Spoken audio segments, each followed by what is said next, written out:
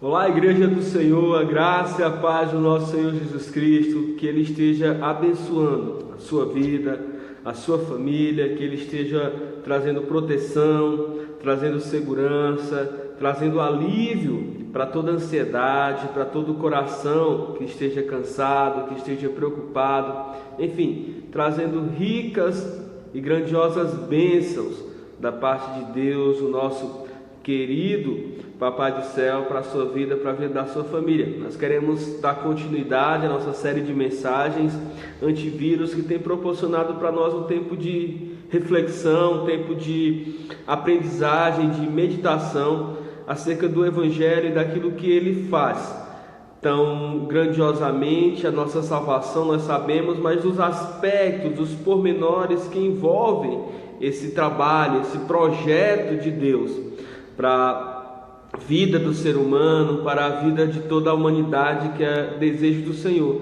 que todos os homens cheguem ao pleno conhecimento de quem seu Filho é, do que Ele fez e de quanto nós precisamos dele para a nossa vida. Nós já meditamos sobre propiciação, sobre expiação, que tem a ver com o perdão permanente dos nossos pecados, com justificação, que tem a ver justamente com a nossa diferença de posição, quando Deus considera justo os injustos, por considerar o justo Jesus Cristo injusto no nosso lugar. Já vimos também sobre o que permite ter acesso a tudo isso, ou seja, a fé. Somos salvos pela graça mediante a fé em Jesus Cristo. Então isso quer dizer que a nossa fé não está em nós, a nossa fé não está no que nós temos, a nossa fé não está nas nossas posses, a nossa fé não está naquilo que sabemos, mas naquilo que cremos, ou melhor, em quem nós cremos, que necessariamente precisa ser o nosso Senhor Jesus Cristo. Vimos também que além de tornar justos os injustos, Deus nos aproxima para perto de si mesmo como filhos, não apenas como servos, como pessoas que foram perdoadas, justificadas, mas como filhos, nos fazendo nascer de novo e nos fazendo ser adotados por meio do unigênito Jesus Cristo. Então somos parte da família de Deus. E na última mensagem nós meditamos sobre como podemos repousar sobre tudo isso no que diz respeito à garantia, ou seja, termos certeza dessa obra do Senhor, temos certeza da salvação em Deus operada, e de que isso, uma vez dentro dos nossos corações, deve nos dar segurança. E essa segurança, essa garantia vem do próprio Senhor Jesus Cristo, porque afinal de contas é Ele quem opera toda essa conjectura do plano da salvação, é Ele quem realiza do início ao fim, ou seja, de todas a forma que se fazia necessário, todos os pré-requisitos Ele preencheu para então ser verdadeiramente o nosso Salvador. Mas ainda a beleza, ainda a graça, ainda a bênção de Deus no Evangelho, recorridas ou decorrentes do Evangelho para as nossas vidas. E nós queremos falar justamente sobre aquilo que ainda há de se manifestar, sobre um texto na Palavra de Deus que diz que ainda tem algo por vir, e que é algo precioso, grandioso, para o qual nós precisamos ter muita esperança e certeza de que receberemos conforme a graça, o amor e a misericórdia do nosso Senhor. Então vos convido a mais uma vez a abrir as nossas Bíblias na Epístola de João, tá? 1 João, capítulo de número 3. Eu quero ler com vocês o versículo de número 2. 1 João, capítulo de número 3, verso de número 2. A gente vai ler, a gente ora, em seguida a gente fala sobre 3 aspectos da manifestação futura dessa salvação nas nossas vidas. 1 João 3, 2 diz assim: Amados, agora somos filhos de Deus, já é realidade presente, e ainda não se manifestou o que haveremos de ser. Sabemos que, quando Ele se manifestar, seremos semelhantes a Ele, porque haveremos de vê-lo como Ele é. Amém? Oremos. Senhor Jesus, nós te agradecemos. Te agradecemos pelo fato, ó Deus, de podermos te louvar, de podermos falar da tua palavra, de podermos crer nas tuas maravilhosas promessas. Os tempos em que estamos vivendo, ó Deus, são difíceis, sim, tempos de isolamento, de afastamento, tempos, ó Deus, que nos fazem ficar, sem dúvida nenhuma, ó Deus, saudosos, sem dúvida nenhuma, ó Deus, com o coração muitas vezes ansioso, ó Deus, sem saber, ó Deus, quando poderemos nos reunir, ou quando poderemos, ó Deus, retomar a nossa vida como tal. Mas, ó Deus, cremos que o Senhor tem para nós um tempo de sobremaneira especial, a começar por esse tempo de meditação na Tua Palavra, a começar, ó Deus, pelo Teu auxílio e ajuda para entendermos esse texto bíblico e termos o nosso coração, ó Deus, um ressarcimento, ó Deus, o jorrar de uma fonte de esperança, que nos faça enxergar para além desse tempo de pandemia e nos faça ver o quão maravilhosas são as Tuas promessas para nós. Por isso nós te pedimos para o Senhor edificar as nossas vidas, tomar o nosso coração, a nossa mente, para que assim, ó Deus, sejamos abençoados no estudo que se segue, pois nós oramos no nome de Jesus. Amém. Amados, é interessante como o apóstolo João se manifesta aqui, trazendo realidades presentes e realidades futuras.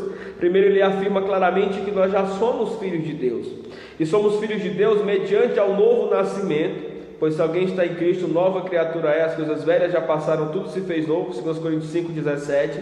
Estamos em Cristo porque recebemos de Cristo, somos filhos porque já recebemos de Cristo, do Pai, o Espírito Santo, que outorga, que nos faz entender que somos, portanto, mais do que criaturas divinas, mas filhos de Deus. Por isso podemos clamar, e o nosso Espírito clama, Abba, Pai, ou seja, Paizinho, o Senhor é o nosso Pai. Mas ele diz que ainda há mais por vir, e o nosso Deus é maravilhoso porque ele traz e trabalha em nós essa expectativa do porvir, mas não para a ansiedade do nosso coração, mas para a esperança de saber que Deus tem muito mais para nós. O texto vai dizer que nós, quando Ele se manifestar, o nosso Senhor se manifestar, seremos semelhante a eles, porque o veremos como Ele é. Amados, essa expectativa que a teologia trabalha entre o já e o ainda não é maravilhosa. Já aquilo que nós já recebemos, somos sim abençoados, agraciados por sermos filhos de Deus, mas ainda não somos os filhos de Deus plenos que o Senhor espera que sejamos. E isso é muito comum, você lida com isso o tempo inteiro. Na sua alma, no seu espírito, muitas vezes você se angustia, porque pela manhã ao acordar você tem uma oração fervorosa, você tem um momento de devoção diária maravilhoso, mas antes das 9 horas você já está irado, você já está zangado, aconteceu alguma coisa que te tirou do sério, e isso faz com que você se entristeça, porque você teve momentos anteriores maravilhosos na presença de Deus, e agora você já está totalmente diferente na sua humanidade, na sua própria pecaminosidade, ali enfurecido, enraivecido, triste, amargurado com alguma coisa que aconteceu. E isso não quer dizer que você seja mais ou menos filho de Deus do que qualquer outra pessoa, mas isso é algo da nossa própria natureza que nós temos que aprender a entender e conviver enquanto aqui estivermos. Por quê? Porque ainda não somos como Ele é, ainda não passamos por toda a transformação para de fato sermos o Filho de Deus perfeito que Ele espera que sejamos. E há pelo menos 3 aspectos que o Senhor claramente mostra que transformará nas nossas vidas e sobre a nossa realidade, que nos farão alcançar a semelhança de Jesus Cristo, ou seja, a semelhança de um unigênito, a semelhança do seu Filho perfeito. A primeira delas é que nós somos transformados, ou seremos transformados em espírito. O nosso espírito, a fonte das nossas emoções, a fonte da nossa vida, será moldada, será transformada, será trabalhada pelo próprio Espírito de Deus, para que ela se torne semelhante à de Jesus Cristo. Há um texto na palavra que eu gostaria de ler com os irmãos, lá na carta de Paulo aos Coríntios, 2 Coríntios,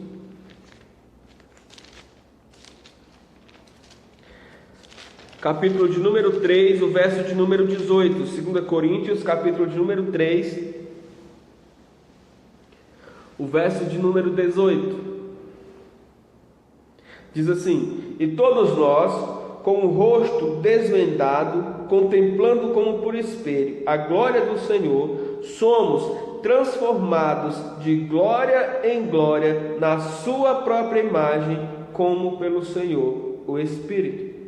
Então o que Paulo está dizendo aqui é fazendo uma comparação com aquilo que acontecia no deserto, quando Moisés se encontrava na presença do Senhor.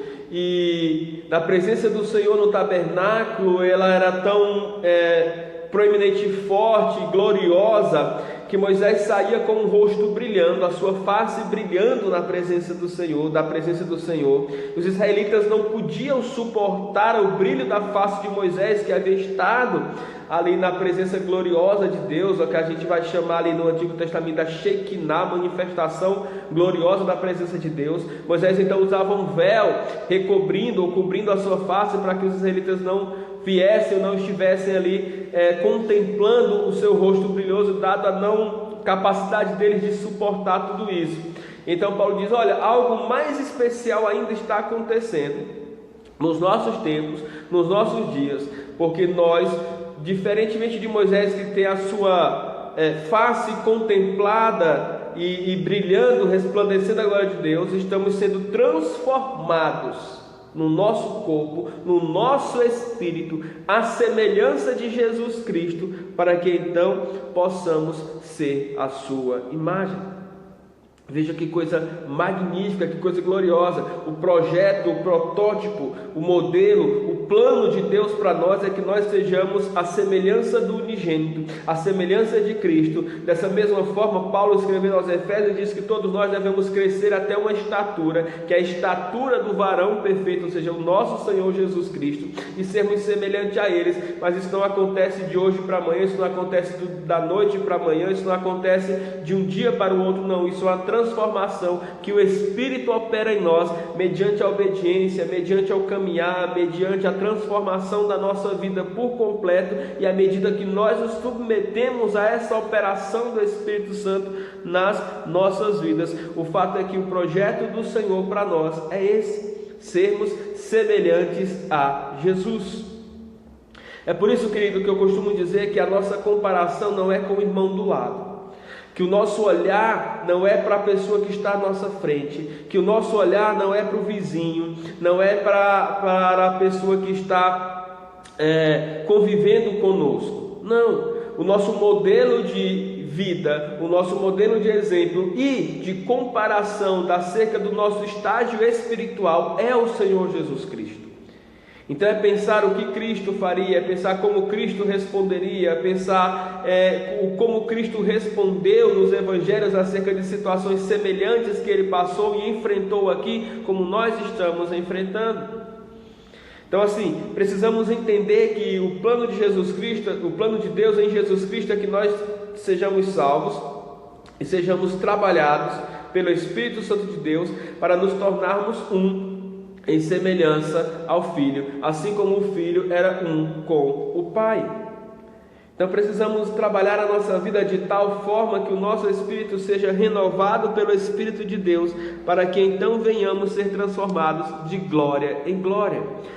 Há um momento e haverá um momento na nossa vida em que essa transformação será consumada. E eu não estou falando aqui de um dia, de um amanhã, de um futuro, mas eu estou falando aqui do retorno do Senhor Jesus Cristo, quando então toda essa transformação acontecerá, ou seja, se consumará, ela completará, alcançará o seu ápice, a sua completude, tá? E aí já não seremos mais como somos hoje, mas seremos a semelhança do unigênito para a glória de Deus. O fato é que essa consumação, ou seja, que essa transformação, ela não se dá apenas no nosso espírito, mas ela será também corpórea. E esse é o segundo aspecto. O Senhor transformará o nosso corpo, até então corruptível, um corpo carnal, até então um corpo feito do pó, que retornará ao pó, em um corpo à semelhança do nosso Senhor, glorificado. E o próprio texto que lemos inicialmente diz isso. 1 João 3:2 diz: amados, agora somos filhos de Deus, mas ainda não se manifestou o que haveremos de ser. Sabemos que quando se manifestar, seremos semelhantes a eles, porque haveremos de vê-lo como ele é. Ou seja, há uma promessa de Deus para a nossa vida, de que esse corpo aqui, de que esse aspecto corporal, essa aparência, esses moldes aqui que hoje nós estamos acostumados a viver e a conviver, não serão como antes, ou melhor, não permanecerão para sempre assim.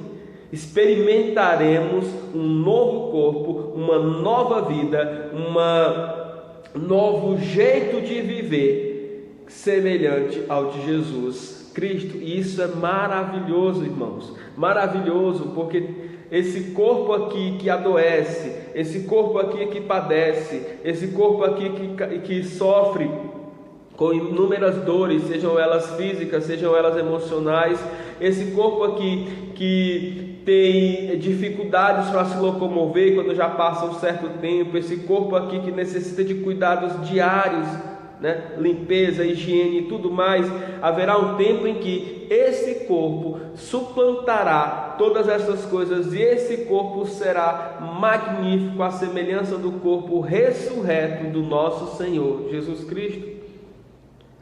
Irmãos, é preciso pensar na ressurreição não como um Cristo que venceu a morte apenas no aspecto de tornar a sua alma viva, não, mas a ressurreição ela é corpórea.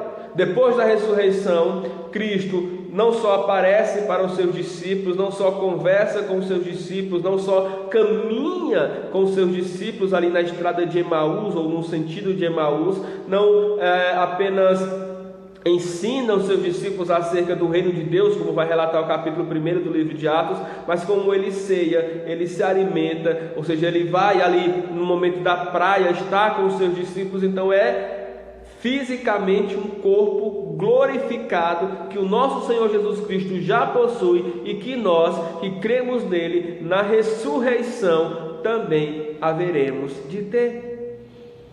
Então, amados, quando olhamos para esse contexto de pandemia, para esse contexto em que as pessoas estão aflitas, preocupadas, ansiosas, com medo da morte, com medo de passar por sofrer nas mãos desse maldito vírus, precisamos ter esperança de que o Senhor tem prometido para nós um corpo que vai muito além dessas efemeridades que estamos vivendo. Vai muito além de toda doença, vai muito além de toda tristeza, vai muito além de toda dor, vai muito além de qualquer coisa que você possa pensar ou imaginar que traga castigo, sofrimento e luta para o nosso corpo atual. Um corpo glorificado, e assim seremos semelhantes ao unigênito, semelhantes a Ele. Que promessa maravilhosa o Senhor tem para nós, uma renovação de espírito, uma renovação de corpo, e esse espírito e esse corpo renovado também, em terceiro e último lugar, terão uma nova morada. Terão uma nova morada. E sobre isso, o próprio Jesus fala claramente aos seus discípulos: não se turbe o vosso coração, crede em mim, crede também no Pai, eu vou vos preparar lugar, né? Porque ainda que não tivesse lugar, eu vos prepararia para que onde eu estiver, vocês também estejam comigo. Isso aí você vai encontrar no Evangelho de João, a partir do capítulo de número 14. O apóstolo Pedro também vai falar sobre isso. É interessante a gente fazer essa leitura na sua segunda epístola, a epístola de Pedro, a sua segunda epístola, capítulo de número 1, versículo 10, versículo 11, diz assim: por isso, irmãos, procurai com diligência cada vez maior confirmar a vossa vocação de eleição, porquanto procedendo assim não tropeçareis em tempo algum, pois desta maneira é que vos será amplamente suprida a entrada no reino eterno do nosso Senhor e Salvador Jesus Cristo. Irmãos, deixa eu perguntar sinceramente: qual é a expectativa dos irmãos? Qual é a sua expectativa com relação a ir para o reino dos céus? Porque geralmente a expectativa que temos e que vemos no coração das pessoas é que ir para o reino dos céus é você sair da sua casa e ir para o outro lugar. E você até se conforma, porque não é onde Deus está, é a presença de Deus, eu estarei lá para sempre louvando, engrandecendo, sendo maravilhado ali, mas eu estou saindo de casa e indo para lá. Mas deixa eu te mudar essa perspectiva, essa expectativa, que você tem esse olhar dessa maneira, porque na verdade você não está saindo de casa para lá, você está saindo do mundo. para a sua casa. Irmãos, a humanidade ela começa, e a gente vê isso no Gênesis, exatamente na presença de Deus. Então a presença de Deus é o lugar onde nós estamos em casa. É o lugar onde aquele que verdadeiramente é o meu, o seu, o nosso Pai habita. Então ir para o céu, para o cristão, não é ir para um lugar distante, pelo contrário, é um retorno para casa, para o nosso verdadeiro lar, onde todas as coisas serão completas, onde o seu espírito será renovado, onde o seu corpo será glorificado e onde você estará finalmente nos braços do seu Pai que te ama verdadeiramente. Onde nada, nenhuma aflição, nenhuma dor, nenhuma tristeza, nenhuma tentação, nenhum laço do inimigo, nenhuma armadilha, nem nada poderá te tirar da presença de Deus. Então é maravilhoso saber que o Senhor tem essa promessa para nós de que seremos semelhantes a Cristo em espírito, em corpo, e que também estaremos na semelhança de Cristo, a presença do Pai, fisicamente, corporeamente, espiritualmente, para todos sempre. Sabe, na época das guerras, uma figura maravilhosa que você pode ver nos livros de história, em qualquer outro documentário ou filme que retrate esse período, era um momento em que a guerra terminava e que os soldados, seja de porta-aviões, seja em outros navios ou até mesmo nos próprios aviões, retornavam para suas casas. Depois de meses, talvez anos de batalha, angústia, falta de informação, sem saber se estava vivo, sem saber como estavam, sem saber muitas vezes se seus filhos tinham nascido, pois partiram para a guerra com as esposas grávidas, enfim, sem notícias de nada, eles então retornam para casa nesses navios e eles são agraciados com a presença daqueles que estavam vivos nas praias, nos portos, esperando esses navios atracarem para então ter de volta a calorosa recepção da sua família e dos seus entes queridos. E não há nada mais para eles prazeroso do que isso, para ambos, aliás, tanto para a família que recebe quanto para o soldado que chega. Então é essa perspectiva, é esse sentimento que nós teremos quando estivermos saindo daqui e retornando para a casa do Pai. Nós estamos voltando para o verdadeiro lar, para o lugar de onde nós nunca deveríamos ter saído. Estamos saindo de um mundo de guerra, estamos saindo de um mundo hostil, estamos saindo do mundo onde as potestades, os inimigos, o príncipe desse mundo quer nos matar, quer nos derrubar, quer nos destruir. Estamos saindo de um ambiente onde nosso coração se sente ansioso, se sente frustrado. Estamos saindo de um ambiente onde nós vemos as pessoas zombando da nossa fé. Estamos saindo de um ambiente onde nós vemos as pessoas sem esperança. Estamos saindo de um ambiente onde a gente vê que as coisas não estão acontecendo muitas vezes de forma que proporcione para nós um aumento de fé. Pelo contrário, tem enfraquecido a fé de muitos, tem esfriado o amor de muitos, mas nós estamos percebendo que Deus tem esperança e tem promessas que Ele vai cumprir, em que Ele diz: vocês vão voltar para casa protegidos, em paz, segurança, vivos, porque essa é a promessa que eu tenho para vocês. E quando eu digo vivos, vivos na plenitude da vida de Deus, abundantes, até porque sabemos que se Jesus Cristo não retornar, todos nós teremos esse encontro com Ele individualmente, mediante a nossa própria morte, que é o caminho que nos leva para estar aos braços do Pai. O fato é que a promessa da palavra de Deus no Evangelho não tem apenas aspectos temporais, como justificação, a filiação, a adoção, a propiciação, a expiação, mas também promete para nós, no futuro, expectativas grandiosas e maravilhosas do que ainda vai ocorrer nas nossas vidas, de sermos semelhantes a Jesus Cristo.